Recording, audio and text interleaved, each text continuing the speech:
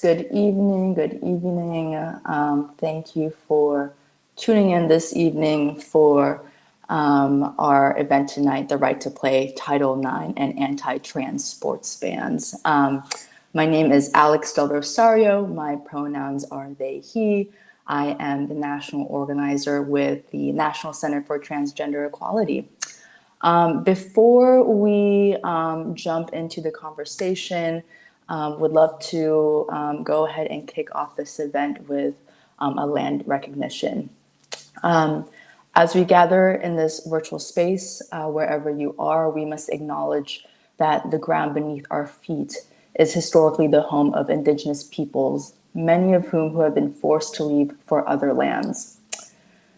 Native nations negotiated government to government, preserving their sovereign land, rights, and privileges through treaties. When the land was not ceded through treaties, it was stolen from our Indigenous relatives. This acknowledgement recognizes the first caretakers of this land, the suffering they have endured, and the sacrifices made by Native people. I myself am currently an uninvited guest on the land of the Tongva, Tataviam, Serrano, Kizh, and the Chumash peoples. May we remember that Indigenous peoples are not a people of the past, but are here with us now, continuing to demonstrate their talents and gifts amidst a backdrop of ongoing colonialism and oppression. If there are Indigenous people who are attending this event virtually, please let us know, and you are invited to share your tribe in the chat so that we may recognize that you are here. And I hope that this land acknowledgement will continue to inspire others to stand in solidarity with Native nations. What does solidarity look like? Solidarity looks like donating time and money to Indigenous-led organizations and communities, amplifying the voices of Indigenous people, leading grassroots to change movements, intentionally learning about the rich history of the Indigenous peoples that inhabited and cared for the land you currently stand on, including space for meaningful land acknowledgements in your events and presentations, and of course, doing what we can to return land to its original stewards. With that being said, welcome everyone. Thank you again for taking the time to spend your evening with us to connect about the current conversation that we have been seeing around trans inclusion in sports. To start, I want to give each of our panelists, who are experts and advocates in their own communities, to introduce themselves and to share a little bit about who they are and the organization that they work with, for folks who are tuning in and may be unfamiliar with their organization. And so with that being said, we will go through introductions in alphabetical order by first name. And I believe the first person would be Erica.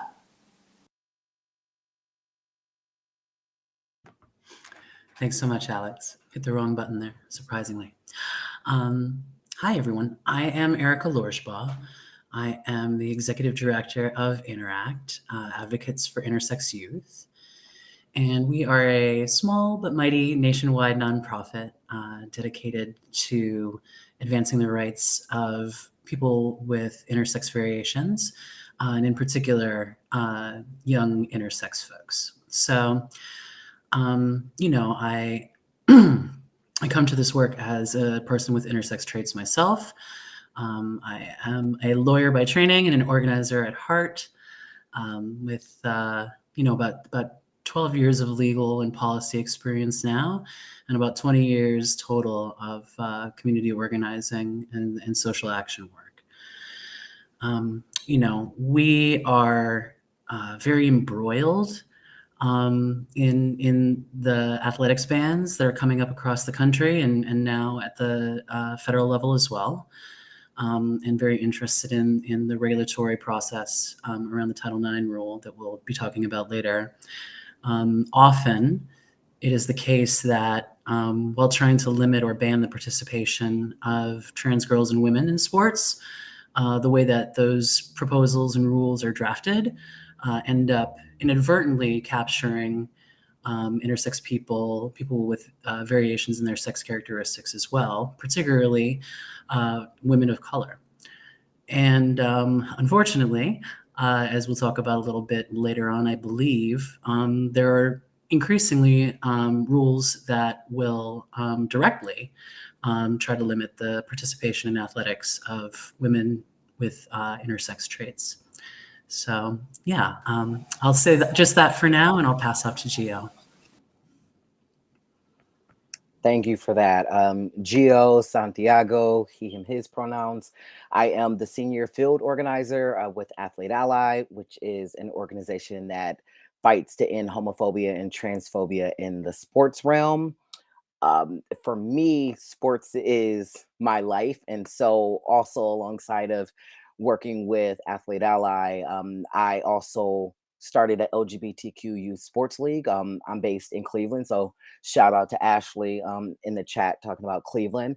And so just really looking at what sports has done for my life and being a trans person myself and Afro Latinx at that, you know, how we are affected by every facet of laws that are made in this country. And so finding love through sport and being able to find work through sport has been something that I am super excited about doing every single day.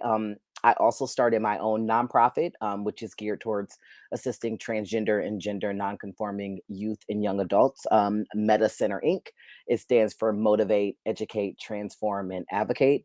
Alongside of that, I am an honorably disabled vet, served in the Air Force, and assisted the VA here in Cleveland in opening the very first transgender specific clinic in the entire VA system. So I love to assist people, and in whatever way that is, and however I am able to assist others in living their authentic life, I just want to be able to do that. So I'm super excited to be on this panel today.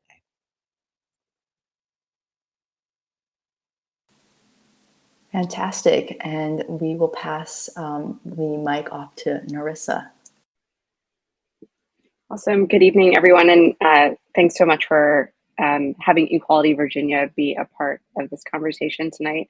My name is Narissa Rahman. My pronouns are she, her, and I am the executive director at Equality Virginia. I'm joining from Richmond.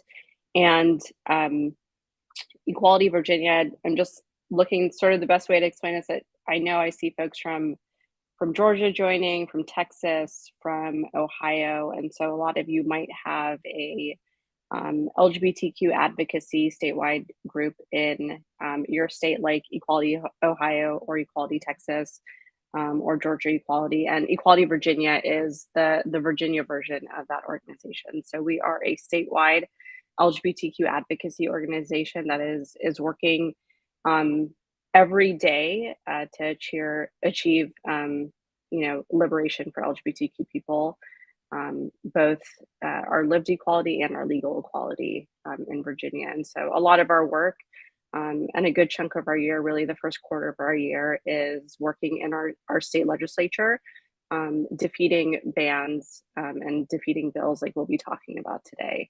A little bit more about me. I am a queer woman of color. I am an immigrant, and I'm an organizer at heart as well. So have been doing both electoral and legislative and community organizing for about 15 years now, mostly throughout the Southeast. So thanks again for having me.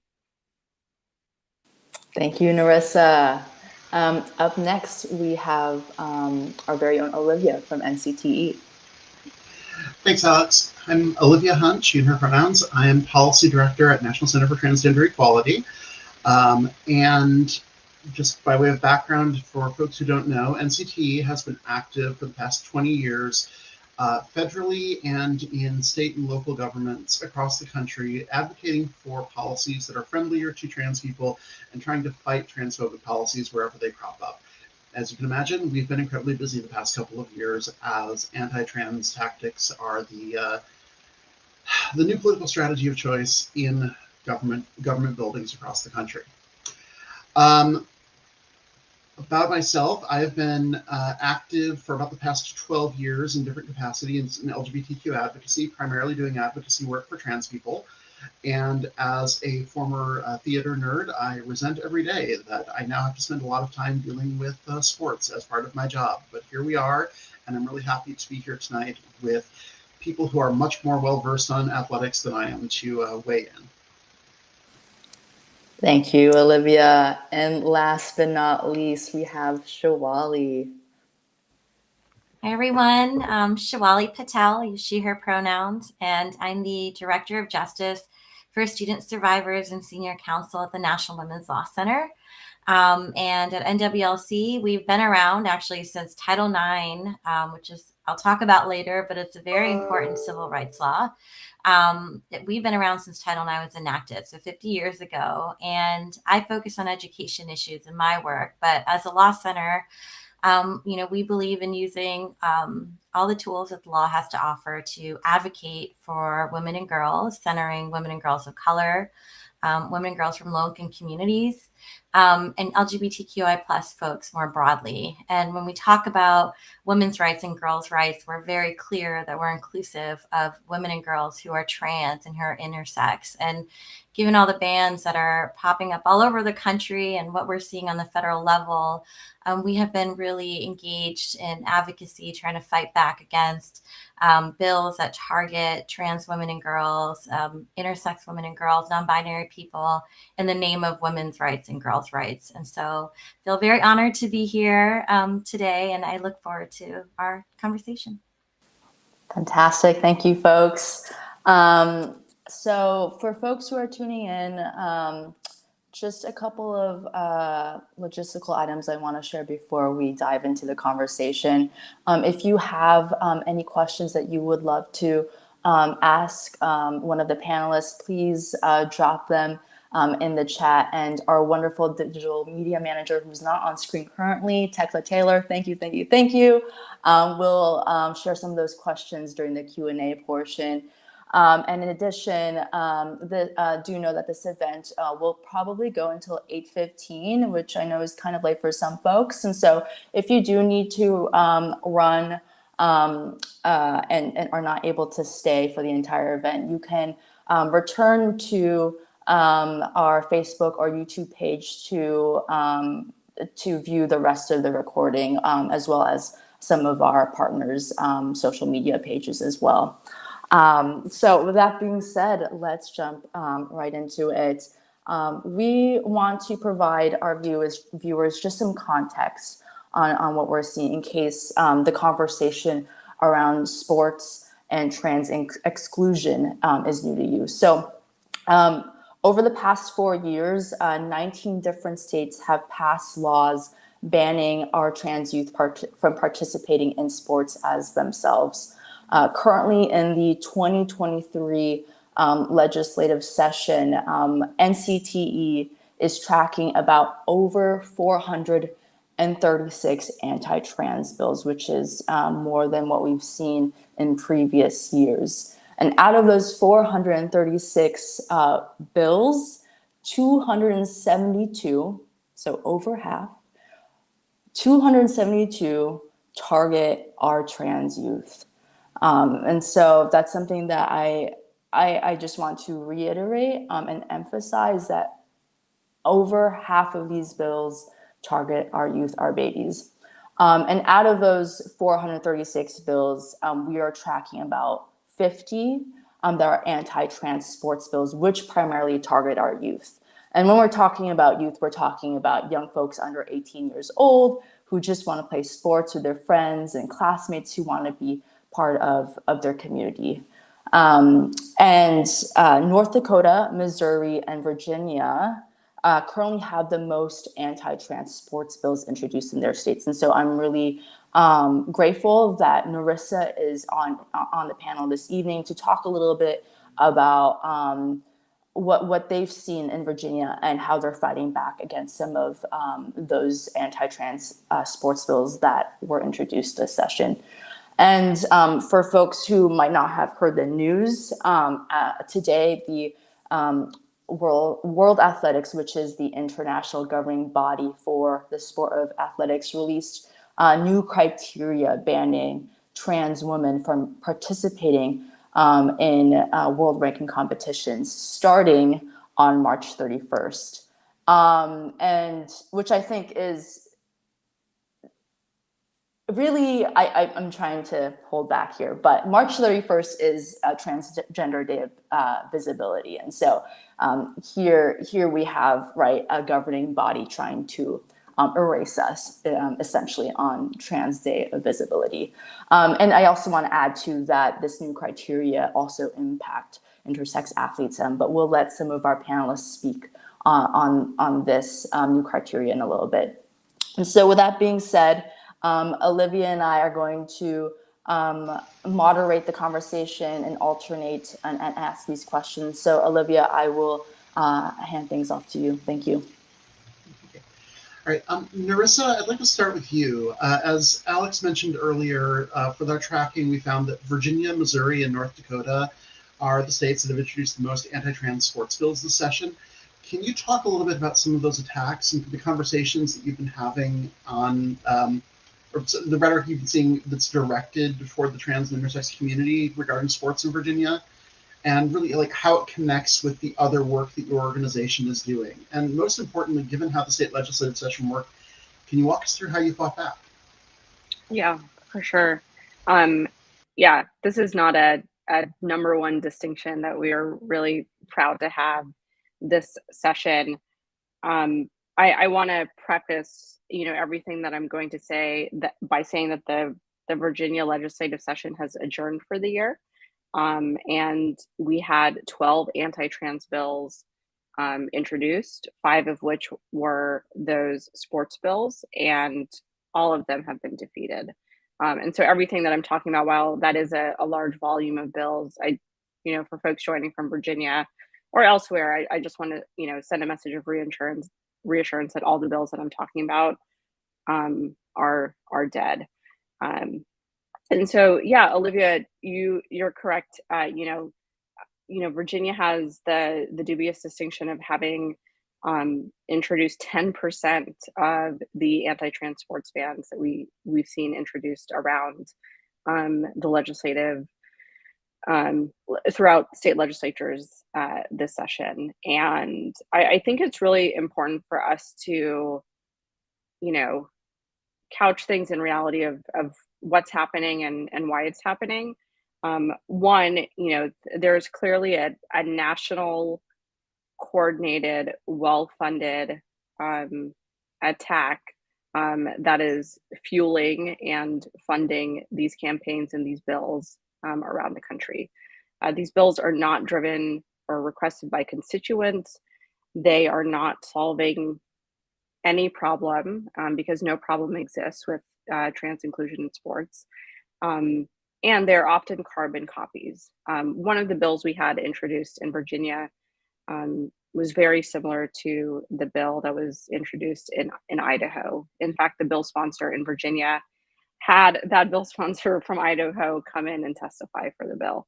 But a lot of the conversations that we saw around the sports bills on the side of the folks who were supporting them were really around competition and athletic advantage, sort of those things that you're saying, that by including, by having athletics be inclusive, that there is a threat to women's sports or a threat to women generally. And we know that's not true. I think if lawmakers are really searching to solve any issues in women's athletics, it's, ensuring for equitable pay and funding for equipment and practice areas, reducing the, rampant sexual harassment that's happening. Those are the things that are real threats to women's sports. On our side, the conversations we were having with lawmakers and a lot of the folks that we saw turn out, we had for us in Virginia in the committee hearing over 40 people speak in opposition to one of the sports bills that advanced. was we were really talking about, opportunity and inclusion, and fairness. And again, like you said, these are about kids. And so those are a lot of the conversations that were happening. That this is really, lawmakers are attempting to remove, um, things that provide, uh, safety, and remove access to things that we know help youth and trans people thrive. And that was one message that we really wanted to get across, that with everything that you think you might be doing with this bill, at the end of the day, all that you're doing, is harming kids. Um, Additionally, with this being a really well-funded, national coordinated attack, I think the reason why we saw 5 bills in Virginia, is that lawmakers, unfortunately, and this is not just Virginia, but I think around the country, see these bills as, a way to win elections and score political points among their base. Um, in Virginia in November, we have a very big election coming up. All 140 seats in our legislature are up for, reelection. And so I think that's why we saw the huge, number that we saw this year. But again, if this was a real policy priority, we would have seen lawmakers unite behind one bill. We saw them introduce 5 because they're really trying to pander to their base ahead of an election. Thank you, Narissa. Thank you, Alex. Narissa. Thank you, Olivia. Gio, you talked a little bit about the work that you and Athlete Ally do, and would love to just hear more about Athlete Ally's perspective on the current landscape when it comes to trans inclusion in sports. And also, if I'm remembering correctly, you all have chapters, college chapters, around the country too. And so we'd love to maybe also hear a little bit what you're hearing, to learn more about what you're hearing from the ground, from these different chapters as well. Yes, thank you, Alex. So at Athlete Ally, we really work through 4 pillars. So through education, sport policy and advocacy, athlete engagement, and research. So with all of those different areas of work, we're able to really pinpoint the differences and how they are affecting each other also, but also how they come together. So obviously, we see with the research, we have our AEI, which is our Athletic Equality Index, which is essentially a rating of universities and colleges and how they are with their LGBTQ policies, and especially in relation to sport. Whereas then you look at the pillar of sport policy and advocacy, we're working right now with states like Ohio, as there's a trans ban there. Previously, we're working with Missouri, Nebraska. So really taking a look at that angle and just honestly supporting what the states are doing. They're being kind of like that big sibling voice coming in sometimes if we have to give some of that background knowledge or some more numbers with that. But then also looking under our athlete engagement, that's where our campus chapter program comes in. So we have over 30 campus chapter programs. And so I like to describe our campus chapter program essentially as like a GSA, but for student athletes. So it's really student athlete driven. We have an advisor on every campus, and we just support the student athletes, whether that is co-hosting panels. So Harvard just hosted a trans-specific panel last October where they invited other neighboring universities, and some of those also had chapters. And they were able to really use their skill set and have some intentional conversation. So we do a lot of that, but we also host a summit. So we host an athlete leadership summit, oftentimes in conjunction with a specific university that has a campus chapter.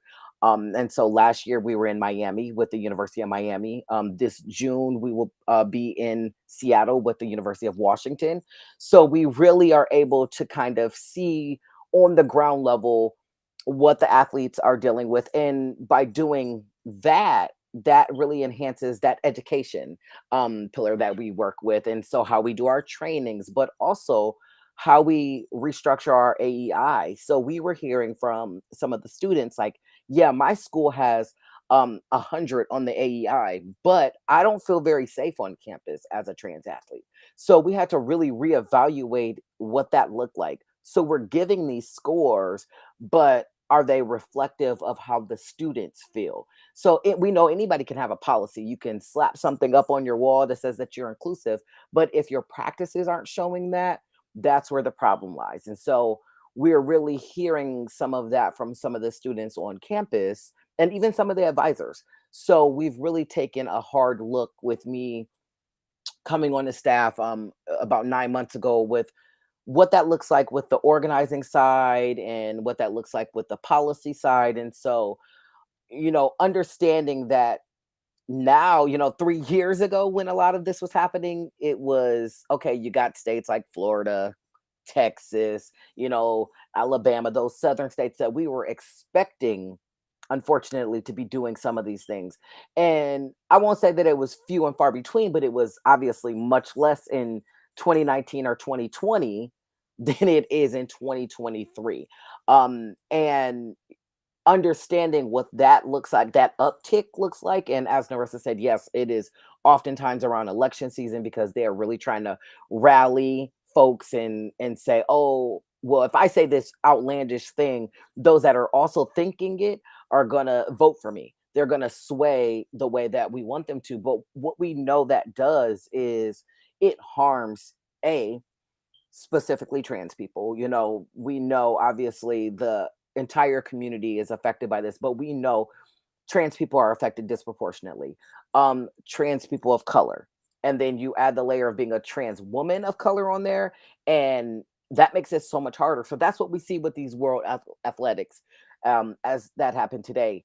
Trans women of color, Black women are going to be targeted more. And so we're concerned with what that looks like for folks who are not even like going out there and stealing all of the gold medals and the trophies. They are literally just wanting to participate. And so in thinking about that and thinking about ways that we are able to combat some of that, that is where we are heavily leaning into some of our athlete ambassadors. So we have an ambassador program where we have over 400 professional or Paralympic and Olympic athletes that are using their platforms, using their voices. We hear so often from Megan Rapinoe, that is someone who was an ambassador for us. Sue Bird is an ambassador for us. But there's so many other people that are also getting out there and saying, that's not okay. We have other athletes that are wanting to stand up.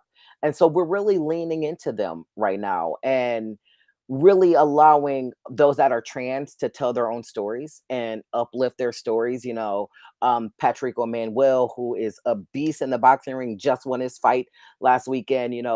He is someone who's using his voice. He's collaborating with us on a QT BIPOC leadership cohort, and so we've been working on that because we know that as QT BIPOC folks, there's few of us who are often called on to do speaking engagements. But there's so many more that are out there that need to be telling their story that are in athletics. So we want to be able to do that.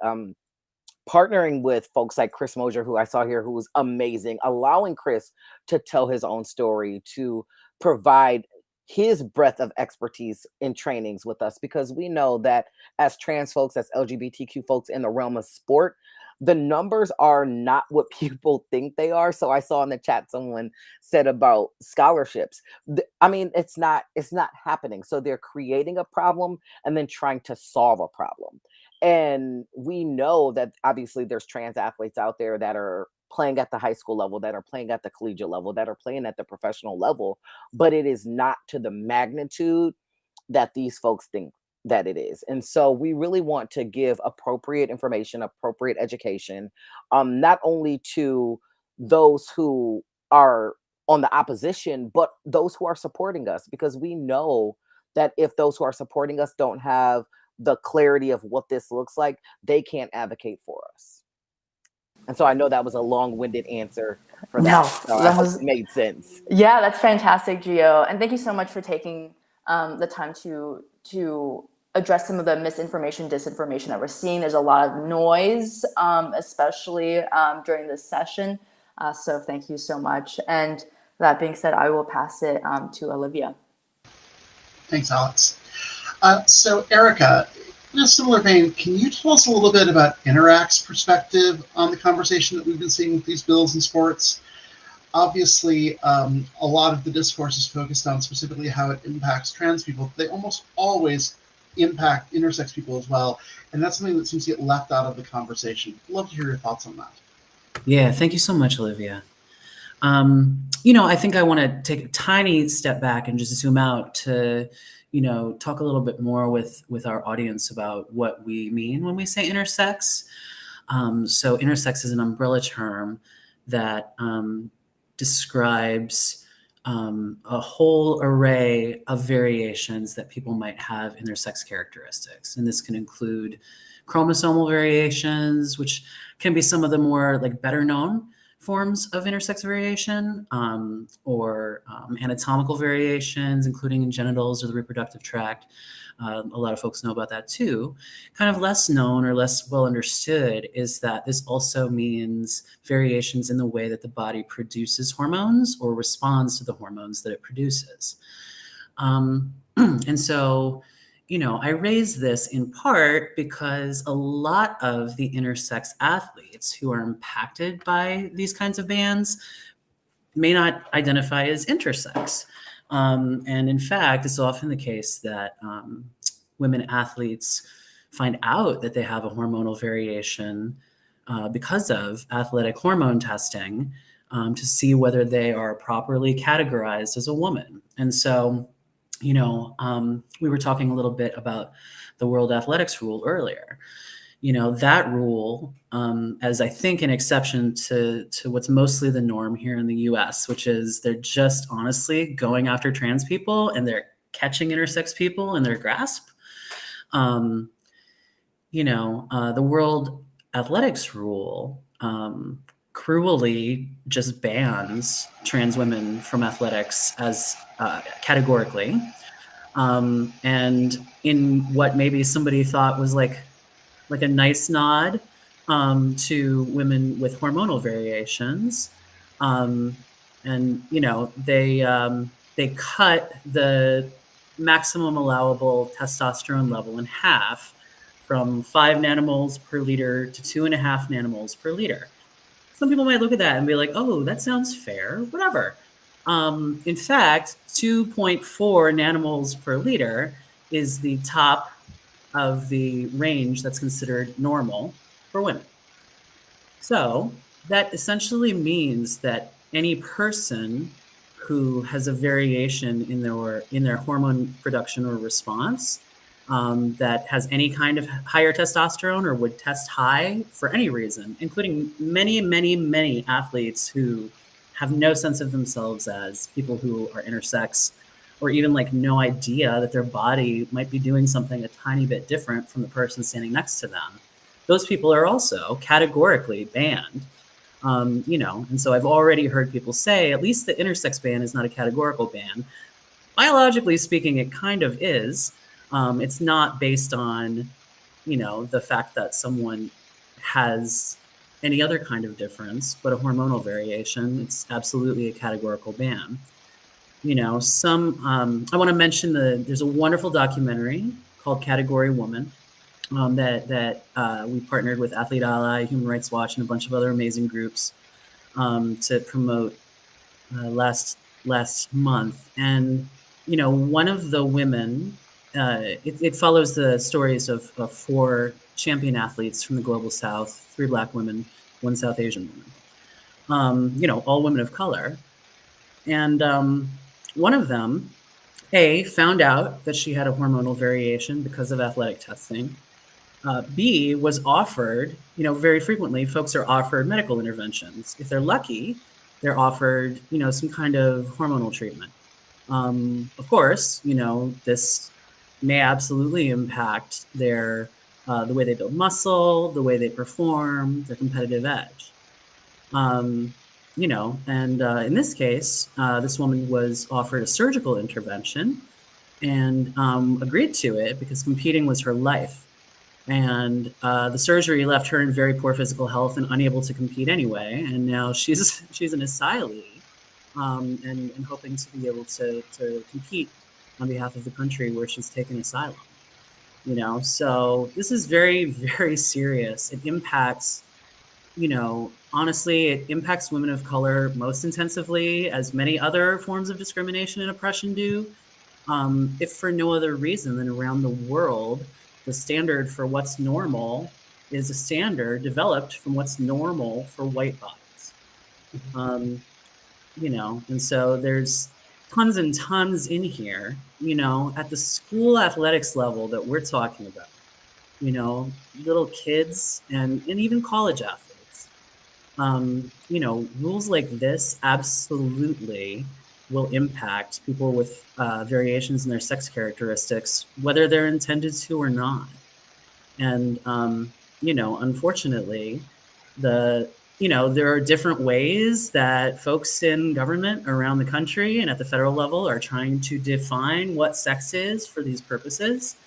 And a bill like, I think the number is HR 734, the federal sports ban. That bill defines sex in terms of reproductive biology and genetics at birth, which have fun trying to enforce that. You know, are you going to be like DNA testing and doing, you know, strip search medical exams on little kids who are playing sports at school?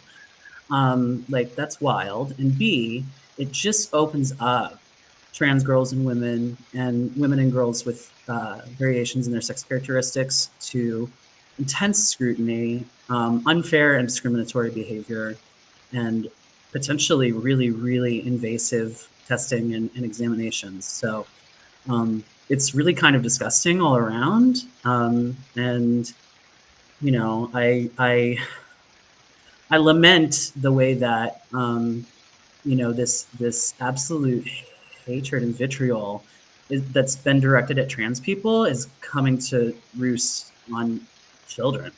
You know, children and young people who, you know, are participating in athletics, often despite lots of barriers to that participation. And, you know, overcoming a lot of folks being like, you're different and you're weird and all of that. Like, for young children, in particular, this kind of thing is so psychologically damaging. Anyway, I think I'm now choir preaching, but I'll stop there unless you have any other questions that I didn't hit. Well, one thing I did want to mention is that based on some of the discussion that we saw around some of these bills, especially when they got heated last year, there are plenty of anti-trans politicians who are more than willing to subject children to invasive inspections. So that wasn't even a hypothetical that you were bringing up there. That was what some people think should be the goal. Absolutely. And it's wild. It's like, oh, it's okay. It's your PE teacher. Great. Yeah, Great. that makes, like, I'm not a parent, but that's not a school I would send my imaginary putative child to. So, you know. And just another thing before we move on, I just want to mention one important statistic that I think should get mentioned tonight, which is that our friends over at the Trevor Project have done surveys of how LGBTQ youth are being impacted by the political discussion about their rights. And you mentioned earlier about the impact it has. They found that 85% of trans youth in particular were experiencing significant negative mental health outcomes just as a result of having to listen to this political discussion that puts their rights up to kind of public debate. And notably, that's a number that came out more than a year ago, and we've had 2 even more appallingly bad years specifically around this. So I just wanted to make sure that that got mentioned this evening as well. So, absolutely. Thank you. Erica, thank you so much for that additional perspective, and especially when we get into Q&A later, I can't wait to hear more of your thoughts on this. But for the moment, I'm going to hand things back to Alex, because I think we're going to be pivoting a little bit to talk about Title IX in particular. Yes, thank you, Olivia. Thank you, Erica. Yes, we are going to chat a little bit about Title IX with Shawali. I think it's really important that we take the time because it is a really critical part of the conversation. So, Shawali, hello. The National Women's Law Center, right, has done a lot of work on Title IX. I'm wondering if you could give folks who are tuning in some information about Title IX. What is Title IX? Why is it important? And can you give us a big picture of where we are and how it kind of fits into this conversation we're having around trans and intersex exclusion in athletics? Yes, definitely. And so I know I stated this earlier, but the National Women's Law Center was founded in 1972, and that's when Title IX was enacted. So it's been 50 years. And since then, we've been working for strong protections against sex discrimination in education, including in sports. So we have a long history of advocating for gender equity in sports, and for those rights to be enforced under Title IX. And we've also been paying close attention to these state attacks that have been mentioned, and now in the federal, and now in Congress with HR 734, as Erica mentioned. And so I just want to say up front that as an organization with a long history of advocating for gender equity in schools, including in sports, we really view as part of our broader effort to advance gender justice, to support the inclusion of transgender and intersex girls and women in all aspects of school, including sports. And so, we think our role in this fight is especially important because these sports bans, as Narissa noted earlier, are based on deceptive and misleading arguments about supposed threats to the rights of cisgender women and girl athletes, when we know that none of those threats are rooted in reality or supposed threats. And so on to Title IX. Title IX is an important civil rights law that broadly protects students and others, like applicants, employees, from sex discrimination in education. And when I say sex discrimination, I'm including discrimination based on sex stereotypes, gender identity, sexual orientation, transgender status, sex characteristics. And Title IX covers a lot of aspects of education. So in addition to sports, it includes recruitment, counseling, health insurance, admissions, other school activities at sex-separated facilities like access to restrooms and locker rooms. It requires schools to respond to sex-based harassment, including sexual harassment and sexual assault. So ultimately, what Title IX is about it's about not denying someone an educational opportunity or benefit, including, again, school activities like sports, because of sex. And so the Department of Education is the main federal agency that enforces Title IX, and their responsibility is in enforcing Title IX is to issue policy and sometimes regulations. These are known as Title IX rules. You might have heard about that. We're expecting some changes to the Biden administration's Title IX rules or regulations addressing protections against sex discrimination in schools. And Title IX has gone through a lot over the past few years, including with respect to the rights of trans students. And so early in the Biden administration, the Department of Education released a document called a Notice of Interpretation, basically stating that it interprets Title IX to do what it should do, which is to prohibit discrimination based on gender identity and sexual orientation. This is consistent with the decision that has come out of the Supreme Court a few years ago called Bostick, that held that discrimination based on sex in the workplace necessarily includes discrimination based on your sexual orientation or your transgender status. So the Biden administration is basically saying, all these federal agencies, including the Department of Ed, that is supposed to enforce protections against sex discrimination, you have to interpret it consistent with what the Supreme Court said. There was a court ruling, there was a challenge by a few conservative states to the Department of Education's Notice of Interpretation. So there are some states that are not required to comply with that notice. However, there still are many courts for decades that have affirmed that federal laws, again, we have the Supreme Court that affirmed this a couple of years ago, but there are other courts as well, that prohibit sex discrimination, include discrimination based on transgender status. So, that is something that has been recognized by many courts. The Department of Education, though, has its own separate enforcement. I apologize, this is kind of confusing, but it is important.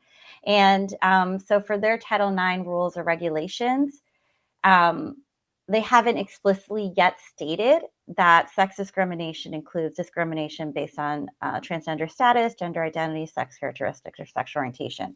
But the good news is that the Department of Education under this Biden administration is working on doing that.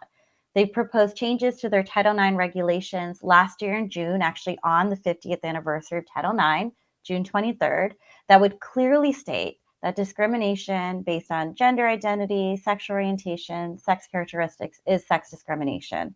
And we're expecting this to be final in the next few months, to be part of the law, clear in the regulations.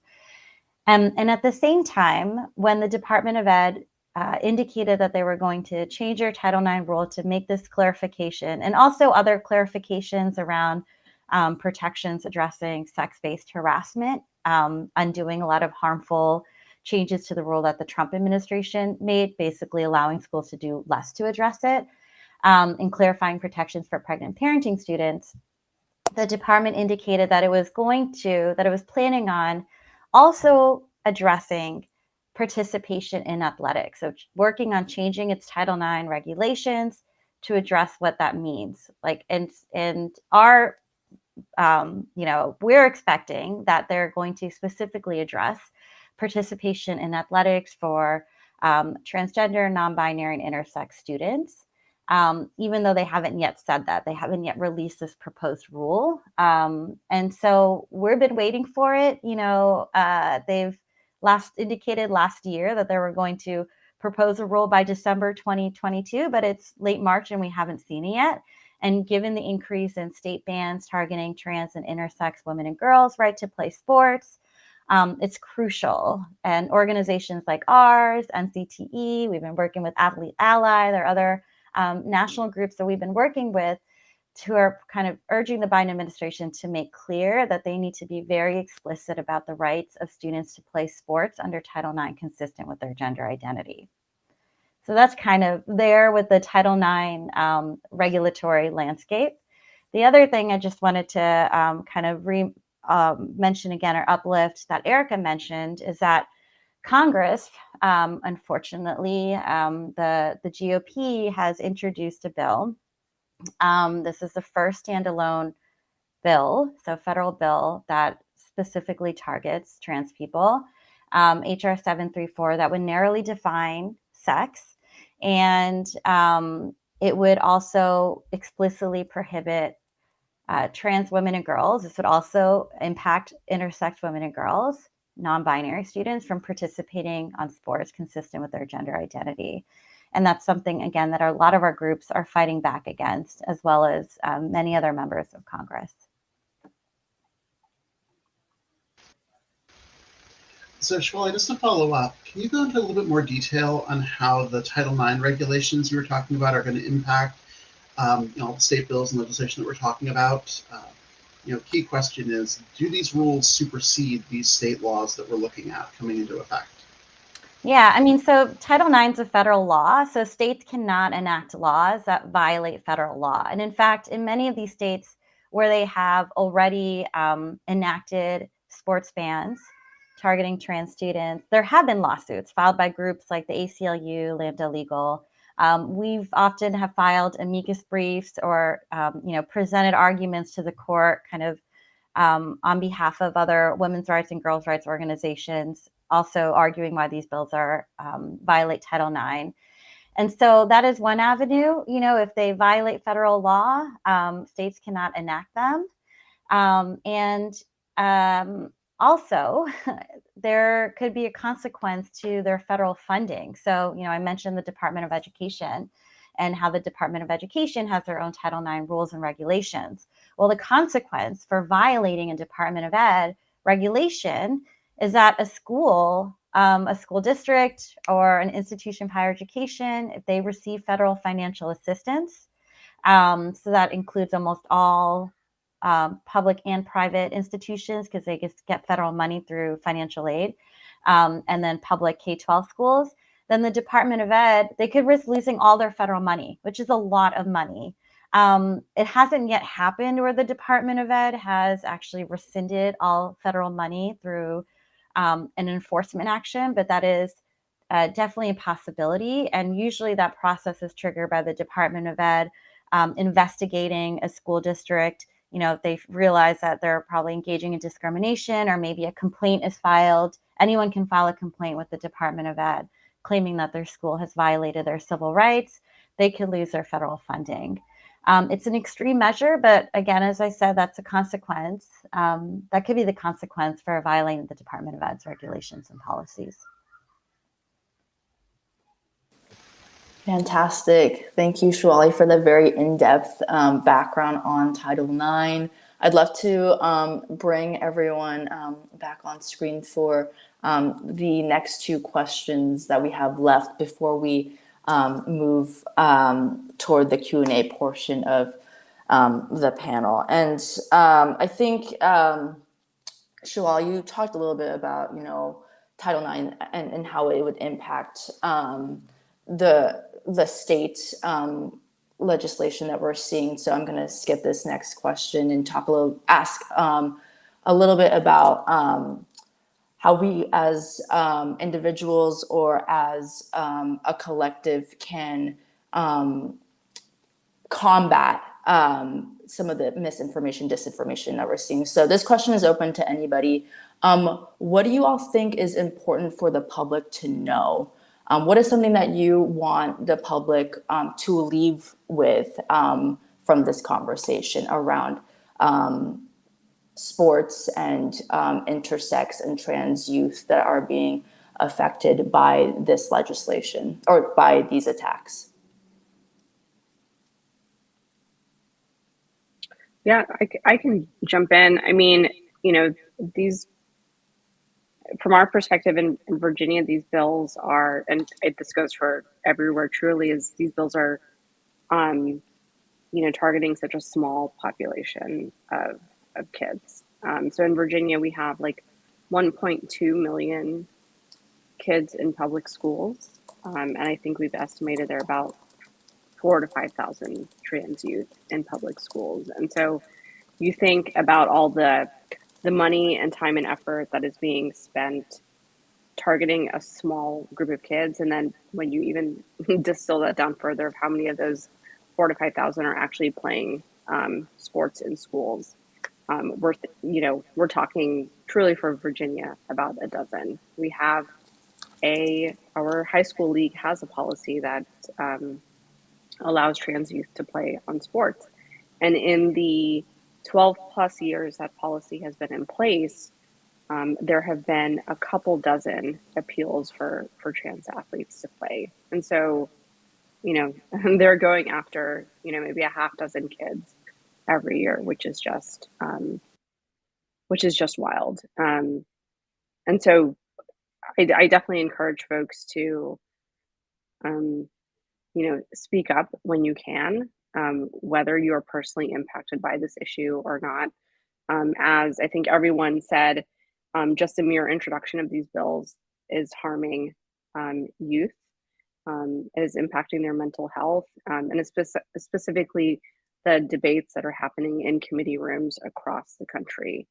We are asking trans youth and their families to show up and debate their humanity when we know that their rights and humanity are not up for debate. And so it is really up to all of us who are cisgender, who have trans people that we love in our lives to do the work to stop these bills from moving forward, so that these kids and these families can just focus on being kids. That's all we need to be doing. Yeah, I'll just jump in and first I'll say thank you, Narissa, for that, because so often the burden of this falls on trans folks. And baby, I'm tired. I'm just gonna be honest, I am Afro Latinx and I am trans, and every day I am like tired because it's hard. And so what we've heard so often is like, when they come for one, they come for all, which is very true. But what we're seeing with that is the overlap. They are not as dumb as we would like for them to be. And that is not even to name call, but we know that we're seeing it. Now we're having conversations at Athlete Ally where we're seeing it with the NCAA. they're going, trying to change policies, where initially they had some halfway decent policies, and then we saw what happened, and now here they are doing some more mess, which is going to make it worse, and then we're seeing it in world athletics, and then we're seeing it at the federal level and at the state level. So they're really trying to cover all the bases of hatred. And that's a problem, because if we're not figuring out a way for it to be blanket with um, success on our side, and as far as allowing LGBTQ youth and trans youth specifically to play sports, or to just be able to get medical care, or to be able to live and thrive and be, we know that we're going to lose somewhere. And we don't want that. We don't want to lose at the state level on one thing. We don't want to lose at the federal level. We don't want to lose in athletics. And so it's really causing us to stay on the defense. And so I guess what I would like for people to take from this is to collectively band together and educate ourselves so we can be on the offense, because then we'll be less tired. I mean, if we're getting ahead of some of this, we're able to combat it in a way that will be more fruitful. Because if we're not, and we're just pouring and pouring and pouring and pouring into it, then we don't have anything left for ourselves. And so then how do we get there? So I really would ask that if you are cis, and if you are less melanated, as I like to say, to show your family some love, because we need it. We need it by way of verbal affirmations. We need it in financial support. We need it in you standing in front of us sometime and taking that fictitious bullet, because the armor is getting thin for those that are BIPOC and trans or non-conforming. And yes, we want to tell our stories, but sometimes the burden of telling our stories is not helpful. Sometimes we need a cis person in the room to say it, because they're not listening to us. Sometimes we need a white person in the room. And so that's what we really need in this movement, for people to find their ways and to use their strengths. Fantastic. Well, we are running low on time, so I'm going to bring the last question that we have for the evening before we shift to the Q&A. And I think, Narissa, Gio, some of the things you said, I think, fold into this question. But as we've talked about this evening, right, sports are an important part of building community and our own selves, whether you're trans or not. And we've seen conversation and legislation that would prevent our youth from being able to play sports, be with their friends, and experience these important life lessons that sports provide. And so there are many ways that viewers can get involved in this work, right? That's advocating locally, getting involved with your local school board. We're seeing a lot of conversation in the school boards, as well as elevating stories of joy. I think, Gio, you talked about the power of storytelling earlier this evening. Shawali, Erica, Gio, and Narissa, what steps can we take as individuals and as a community to keep the trans and intersex communities, especially our youth, our right to play sports? I can, going back to like being the Title IX, being a Title IX attorney and really plugged in on what's happening federally, and, especially with the upcoming changes to the Title IX rule, we expect the opposition to be very loud. They have been, and will continue to be. And so it's so important for, once this Title IX rule comes out, proposed rule addressing participation in sports, to show the Biden administration your strong support for inclusive athletic policies. And the beauty of federal rulemaking is that it allows for public participation. It's built into the process. There is a public notice and comment process. I know NCTE is going to have resources. Our organization is going to have resources. Like all of ours, I'm sure, are going to have resources that are represented here. And so there are ways to directly inform the Department of Education and the Biden administration of your support for inclusive policies. And that's just incredibly powerful to counteract, the hateful and just voices we're going to hear from the opposition. And meanwhile, I think it's important to know and to kind of echo what has been said about this fight not being left for folks who are trans girls, and having to fight for their rights, trans people, non-binary and intersex folks, to know that there are other women's rights organizations, and we are working on trying to organize as many as possible to really fight back against the rhetoric that has been misleadingly used to support these bans, because they're disgusting and false and terrible and harmful. But I think, that's definitely one thing to look out for. And yeah.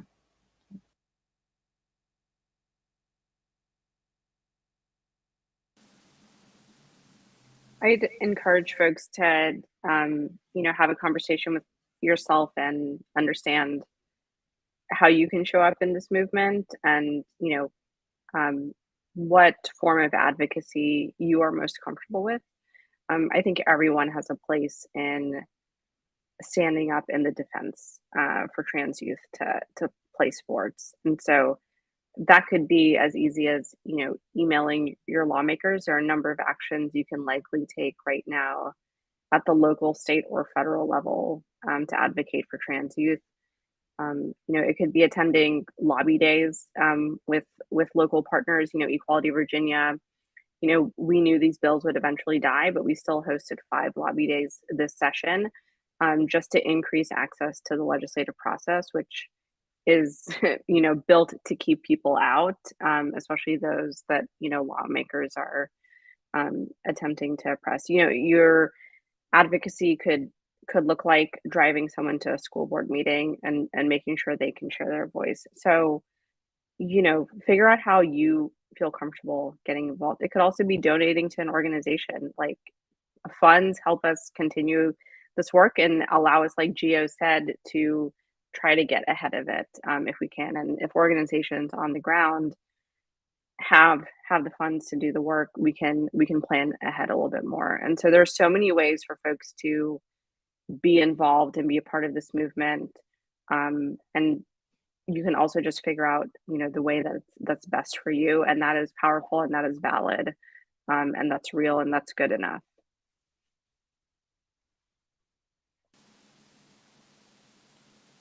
Fantastic. And in addition to kind of what Narissa was talking about with donating funds and different organizations, I encourage you all to, wherever you're located, to take the time and research what organizations are in your communities and support the work that they are doing.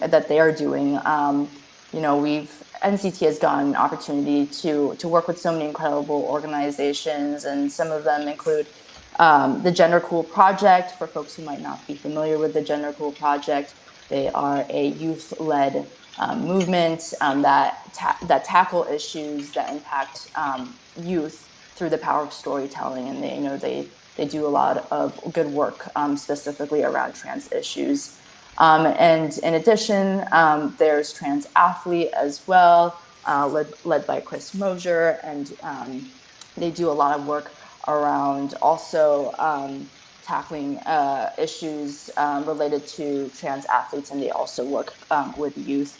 And in addition, there are other there are organizations, and then there are also individuals, community leaders, who are also doing incredible work that should not be forgotten. And so keep an eye out for those individuals.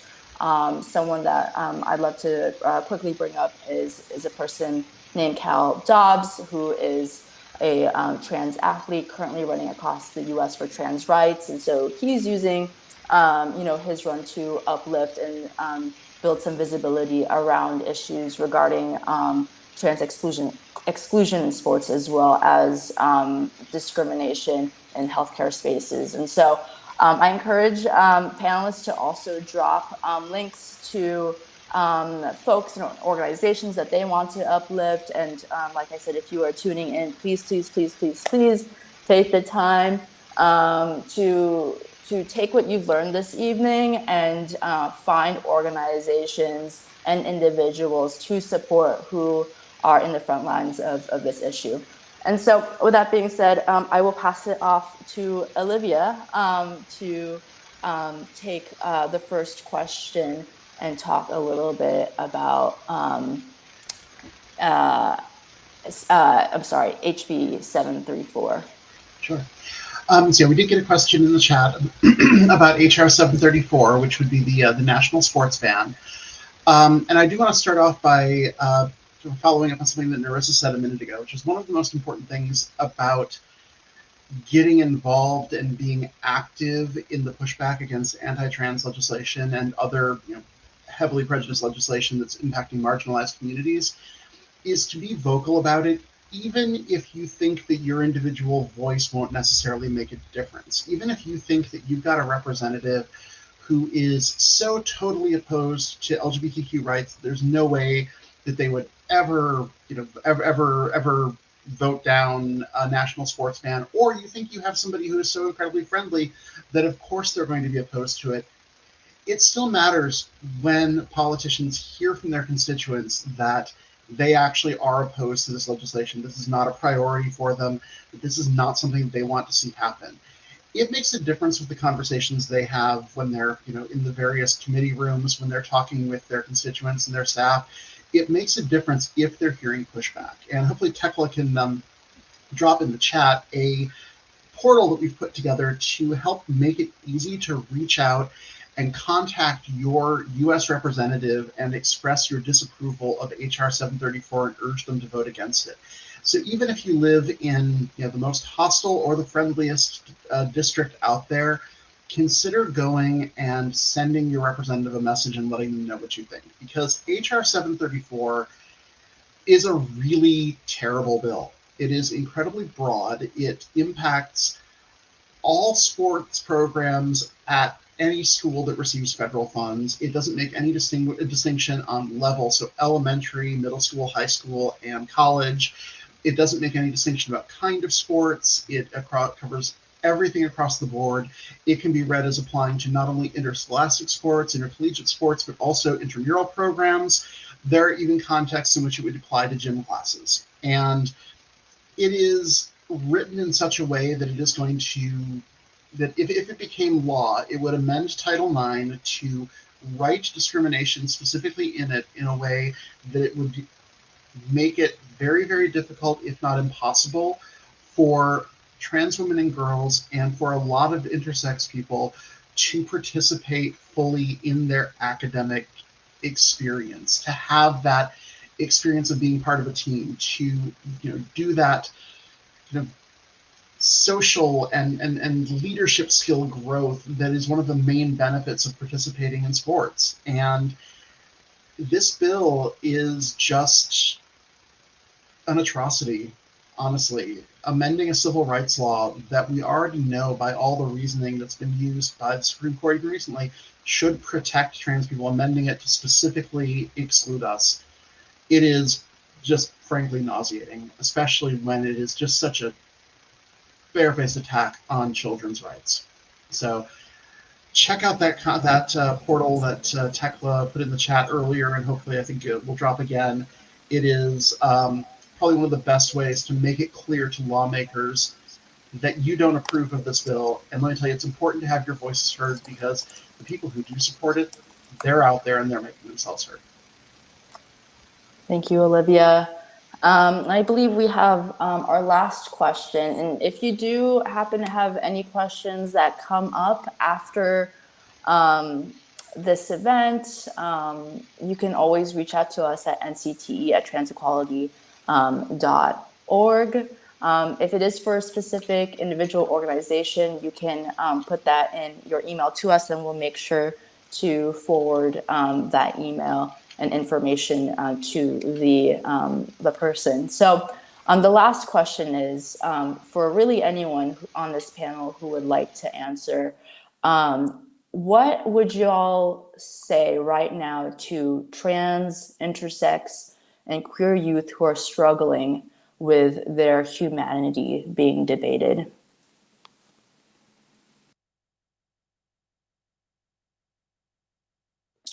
I would say find your people.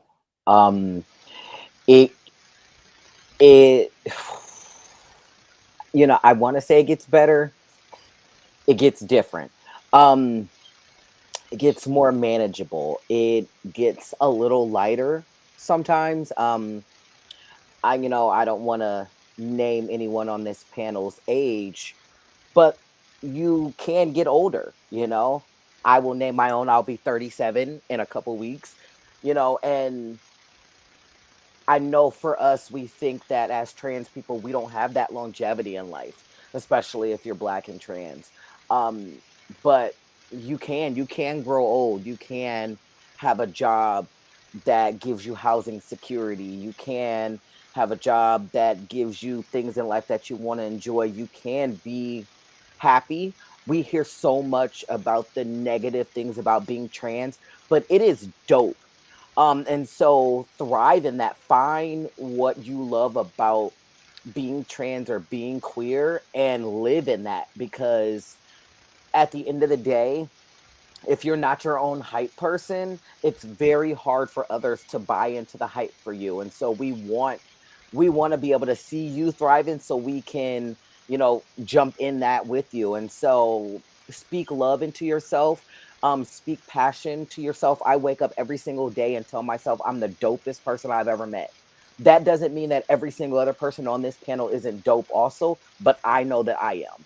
And I know that I love me. So if I love me, I can love you.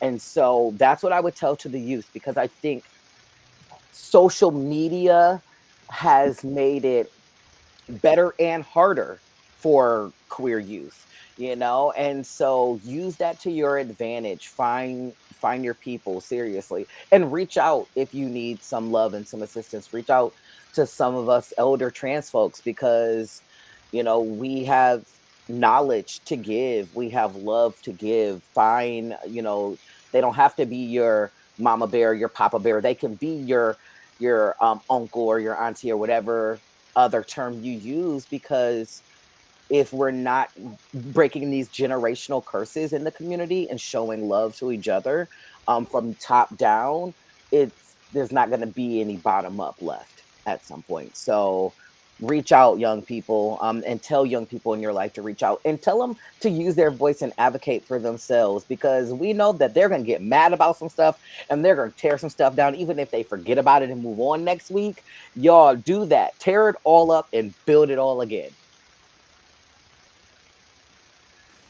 Hell yeah. Who would like to go next?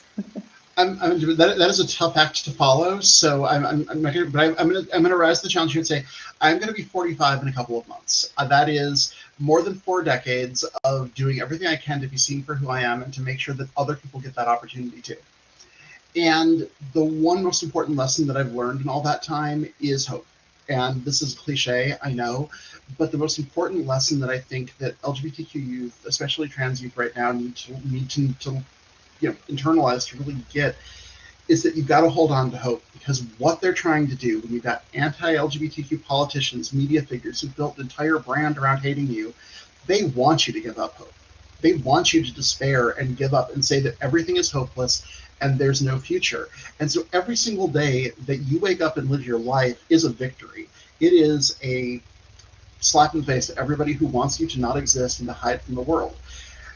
Don't give up that hope. Find the things that let you stay centered, keep you connected with your community.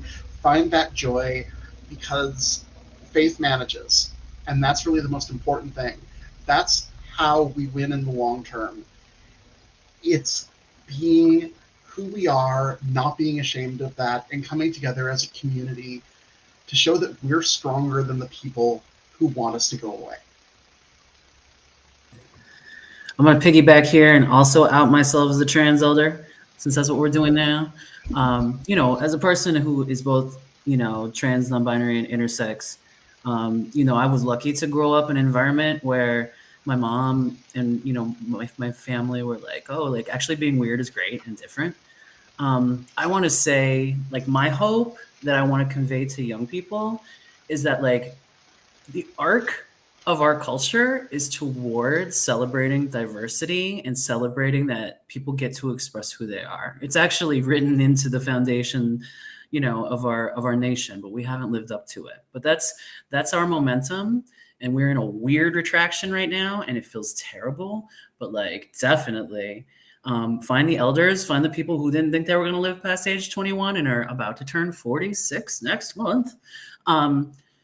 Or gosh, not even next month, next week. Hey, so yeah, thank you all so much for this time. It's been so good to be with you.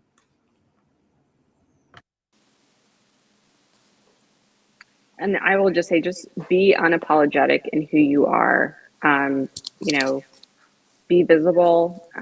The opposition will always be louder than us. But it does not mean that they are right in anything that they are saying. So continue to be who you are every day. Show up, be loud, be you, be beautiful, because you all are perfect. And hold, others in your life accountable if they are not being how loud you need them to be. Whether those are your friends, your adults, anyone else,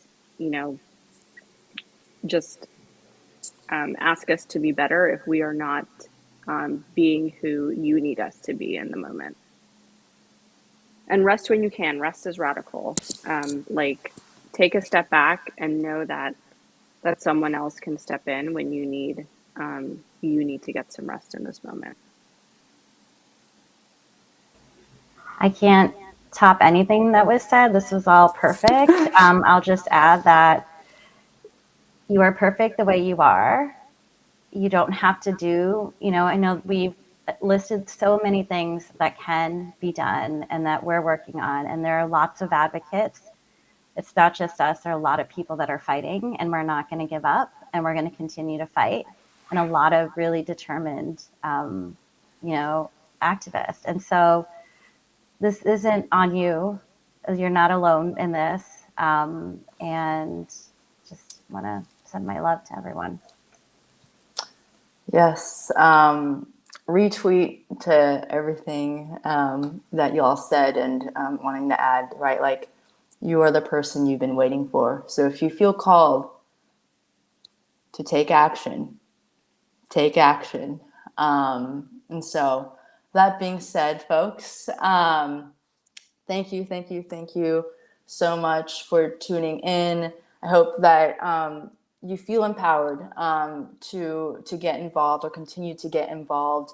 And please connect with us, NCTE, if you have any questions or need any support. We are at ncte@transequality.org. Also check out our Action Center to stay up to date on all the things that are happening. And I will pass it off to our amazing panelists to share any closing remarks that they have on their end. And I just also want to extend my deepest thanks to Narissa, Gio, Shawali, and Erica for the work that y'all are doing and that you continue to do, and for being here.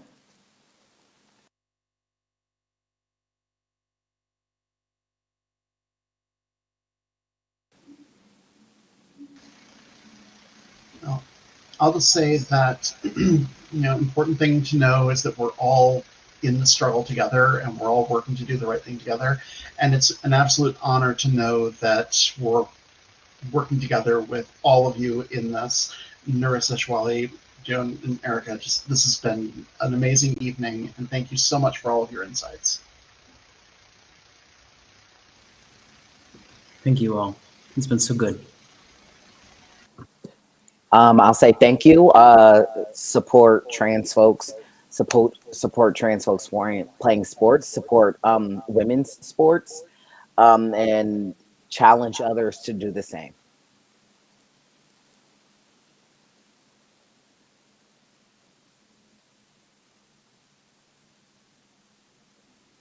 I just wanted to add my thanks, and thank you so much for allowing me to be a part of this space.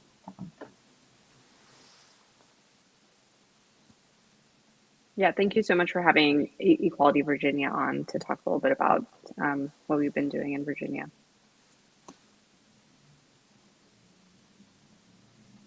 Awesome. Well, folks, I hope you all have a fantastic night, And please, please, please make time for rest wherever you are. And with that being said, goodbye.